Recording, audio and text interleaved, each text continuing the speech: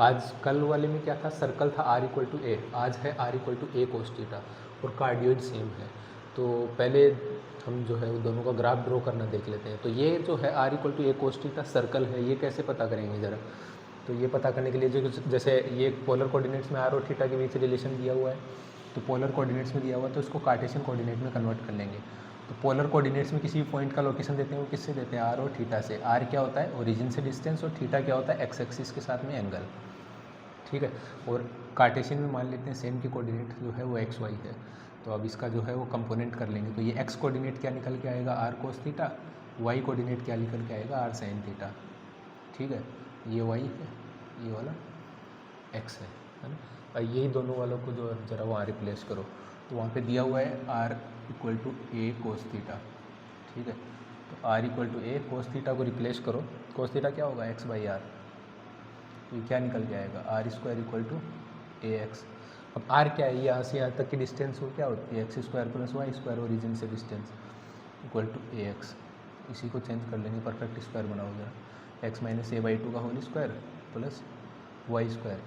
तो अब इसको इधर ले जाके जब परफेक्ट स्क्वायर बनाए तो इसको एक्स स्क्वायर का टर्म भी है, इसमें माइनस ए एक्स का टर्म भी है, लेकिन एक term a square by four extra है, तो इधर में a square by four add कर देंगे। तो ये केस की इक्वल है, एक्स माइनस एच का whole square plus y minus k का whole square equal to r square, circle का इक्वेशन है।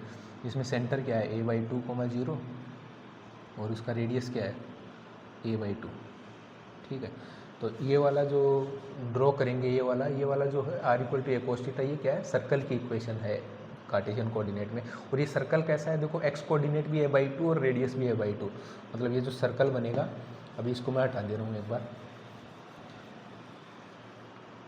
तो ये जो सर्कल बनेगा r equal to a cos theta, वो रेडियस भी ए बाई टू और कोऑर्डिनेट भी ए बाई टू, तो सेंटर ले लिया a by two comma zero. अब रेडियस कितना है ए बाई टू, तो ये दोनों तरफ ए बाई टू चलोगे तो ये सर्कल यहाँ पे टच करेगा इसको, ठीक है।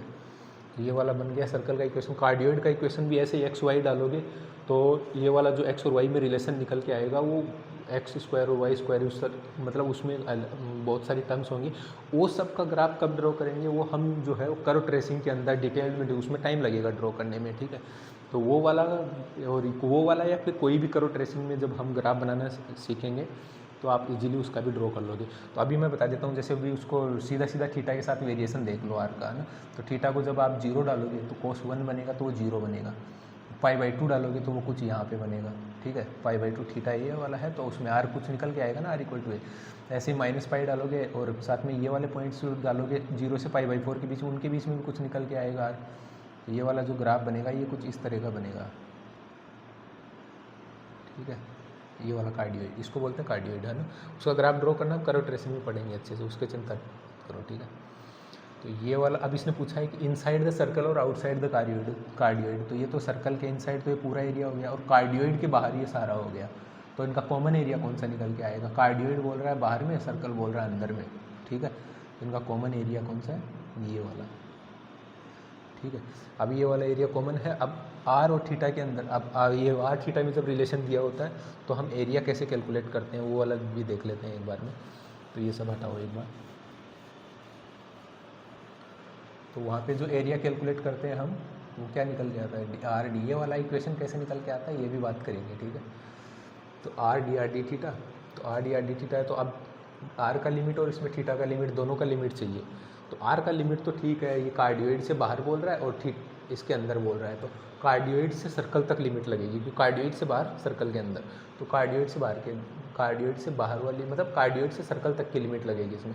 अब थीटा की लिमिट लगाने के लिए हमको ये इंटरसेक्शन पॉइंट चाहिए, तो ये ज़रा इंटरसेक्शन पॉइंट फाइंड कर लेते हैं एक बार में। तो इंटरसेक्शन फाइंड करने के लिए क्या करते हैं, दोनों इक्वेशन को एक साथ में सोल्व करेंगे तो आर और आर भी इसमें दोनों को बराबर कर दीजिए। तो a cos theta to get intersection point जो निकालेंगे दोनों का,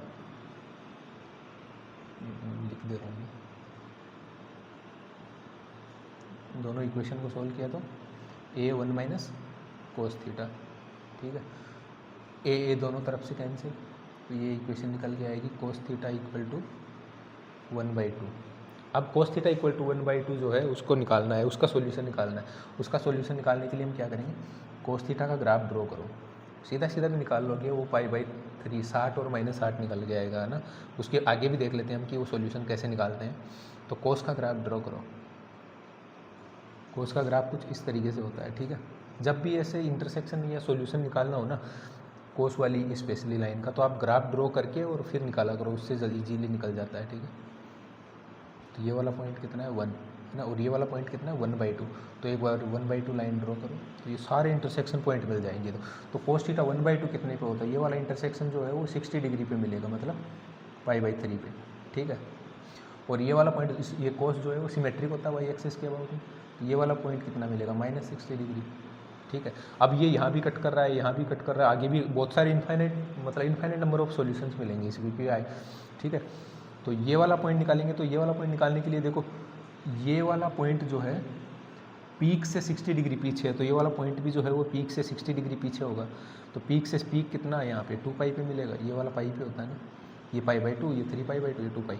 तो पीक से 60 डिग्री पीछे, पीक से 60 डिग्री पीछे निकालेंगे तो पाई ये वाला कर दो, ये कितना आएगा 5/6। ये 5/6 कुछ नहीं 300 डिग्री है ना, ये 300 डिग्री, और ये वाला कितना है ये -60 डिग्री। अब जो जैसे अब इसको आप ड्रॉ करके देखो 60 डिग्री और माइनस का ये कहाँ निकल के आए, इसको छोड़ो। ये बोल रहा है 300 डिग्री, तो 300 डिग्री पूरा घूम के आएगा, यहाँ कहीं होगा 300 डिग्री है ना, ये पूरा एंगल 300 डिग्री। ये बोल रहा है -60, तो -60 भी तो इधर में है ना, तो ये मतलब 300 डिग्री और -60 दोनों एक ही है। तो हमारे जो सॉल्यूशन होगा वो थीटा जो है वो एक π/3 होगा और एक -π/3, मतलब एक 60 और एक -60 डिग्री, ठीक है। तो ये दोनों हमारे सॉल्यूशन हो गए। कैसे कैलकुलेट करते हैं वो थोड़ा सा इसमें था, इसका कोई वैसे लेना देना नहीं, पता होगा आपको कैसे निकालते हैं सॉल्यूशन, ठीक है। अब एरिया कैलकुलेट करते हैं, तो एरिया कैलकुलेट करने के लिए लगाओ लिमिट, कहाँ से कहाँ तक लगेगी, कार्डियोइड से सर्कल, तो ये लगेगी A1 - cos थीटा से A cos थीटा तक, ठीक है। और थीटा का लिमिट कहाँ से कहाँ तक लगेगा, माइनस का π/3 से π/3 तक, और ये हो गया r dr/d। अब बस सोल्व करना है। अब ज़रा सोल्व कर लेते हैं इसको एक बार। तो ये कितना आएगा r²/2, तो इंटीग्रेशन -π/3 से π/3, 1/2 बाहर ले लिया r²/2 वाले का, और r² बचा है, तो r² के लिमिट कहाँ से कहाँ तक लगेगी, यहाँ से यहाँ तक, तो उसको मैं लिख सकता हूँ A cos थीटा का whole square minus A1 - cos theta, और इसका भी पूरे का होल स्क्वायर, ठीक है। और ये फिर बाहर में बचा d थीटा। अब इस दोनों को सोल्व कर लो, तो ये बाहर में आ गया A²/2, A²/2 आ गया, ठीक है। इंटीग्रेशन माइनस का π/3 से π/3, ये बना cos² थीटा माइनस ये 1 प्लस cos² थीटा, लेकिन बाहर में माइनस है तो माइनस का cos² थीटा, और ये माइनस का 2 cos थीटा बनेगा, ठीक है। ये तो सब में बाहर आ गया, माइनस का 2 cos थीटा बनेगा, तो ये प्लस का 2 cos थीटा हो जाएगा, ठीक है। ये बना d थीटा, ये तो दोनों हो गए, अरे सॉरी ये वाला था माइनस, ये तो दोनों हो गए शहीद, ठीक है। तो बचा इसमें A²/2 माइनस π/3 से π/3, और साथ में बचा 2 cos थीटा माइनस 1, साथ में d थीटा। अब इसी का अब वो वाले इंटीग्रेशन की प्रॉपर्टी लगाओ, -a से a, वो प्रॉपर्टी मैं आज लिख दे रहा हूँ, कल वाले में तो नहीं लिखा था। देखो -a से a कोई भी इंटीग्रेशन जो है -a से a f(x) dx की फॉर्म में हो, तो उस इंटीग्रेशन को हम लिख सकते हैं 0 से a f(x) प्लस f(-x) साथ में dx। अब देखो अगर मान लो ये इवन होगा तो ये अपने आप टेक केयर कर लेगा, ये 2 टाइम्स कर देगा इसको, अगर ये ओड हुआ तो ये कैंसिल करके 0 कर देगा, वही तो होता है इस इंटीग्रेशन के अंदर। तो यहाँ पे देखो f(2 cos थीटा माइनस 1), इस वाले फंक्शन को देखोगे तो वो इवन फंक्शन है, इवन फंक्शन है, मतलब cos of minus theta equal to cos of theta के बराबर होता है।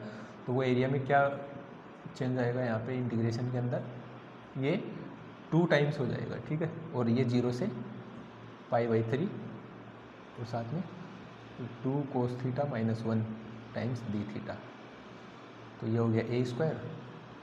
अब इंटीग्रेशन इसका कैलकुलेट कर दो, इंटीग्रेशन करेंगे तो ये क्या आएगा 2 sin थीटा माइनस थीटा, इसका लिमिट लगा दो ज़रा 0 से π/3 में, तो ए स्क्वायर 2 टाइम्स साइन 60 कितना होता है √3/2 माइनस पाई/3, ये तो एक बन गया लिमिट, ठीक है। माइनस दूसरा वाला लिमिट लगाएंगे तो साइन 0 पे 0 और ये भी 0 पे 0, तो ये भी 0 हो गया, ठीक है। 0 माइनस 0 कर देना, ठीक। तो ये आंसर कितना आया इसका, ए स्क्वायर √3 माइनस पाई/3, ठीक है। और इसको हम लिख देंगे ए स्क्वायर बाई 3, आगे सोल्व किया तो 3√3 माइनस पाई। तो ये इस प्रॉब्लम का आंसर होगा। अब अगले वाली प्रॉब्लम या इसी प्रॉब्लम में एक बार मैं बता देता हूँ कि वो फॉर्मूला कैसे निकल के आता है, आर डी थीटा वाला, ठीक है। तो ये वाला इंटीग्रेशन था इन दोनों के बीच का, एरिया में बस एक इंटीग्रेशन कैलकुलेट करना था।